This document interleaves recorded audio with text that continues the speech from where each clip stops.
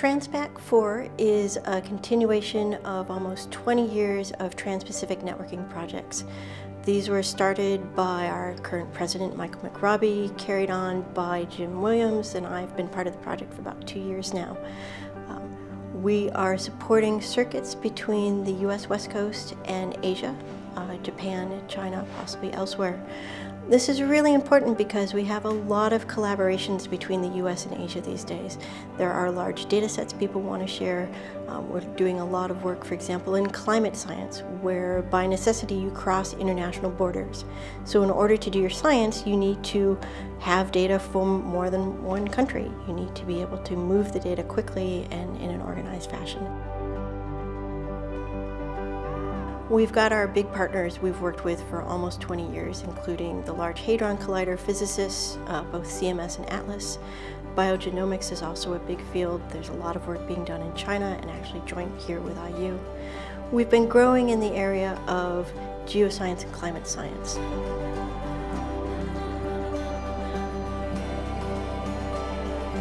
I think there's about 10 of us.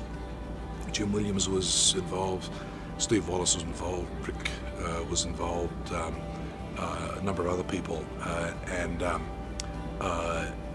we put the proposal together, and it was eventually funded, and so that established the first high-performance internet connection between the US and the Asia Pacific. It was, I think at that stage it was at 35 megabits, and of course today it's at 10 gigabits, the connectivity, and I think by the end of TransPAC 4, they expect it's going to be at 100 gigabits. Well, I think over the last 15 years, really starting with TransPAC and starting with the award of the management and implementation of the Internet 2 network to IU, we have emerged as the preeminent and the premier site in the world for the management of education and research networks. So both the experience and the credibility and everything we learned in those early days just enabled us, I think, to get better and better, to develop a reputation that I think is something everybody in the university should be immensely proud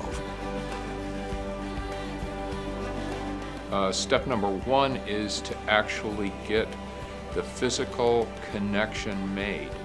And again, because this was some time ago, that was not an easy process.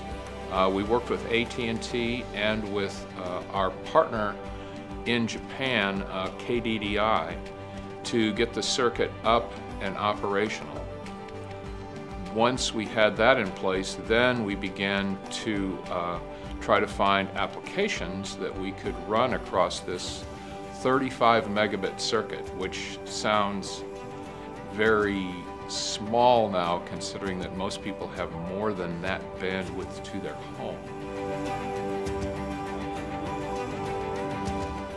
One of the exciting things about TransPAC 4 for Indiana University is its statement about our continuing role in networking in many domains. We run the networks for many states here in the United States, for the nation with Internet 2 as a core partner, and the National Oceanic and Atmospheric Administration, and here yet again with another great connection in international networking. I was very excited when we recruited Jennifer to come join us at IU, and here we have evidence clearly that she's the kind of leader that we need to be able to continue IU's role in international networking. The reason we believe we were awarded is we had a plan that worked for the application scientists. We looked at the current needs of people sharing data and put in place not just the network they needed, but the support and the monitoring and the measurements and the other pieces to make an end-to-end system for them. We didn't just do what a network engineer would want, we did what a scientist would want. One of the other reasons Indiana won this award is the strong partnerships.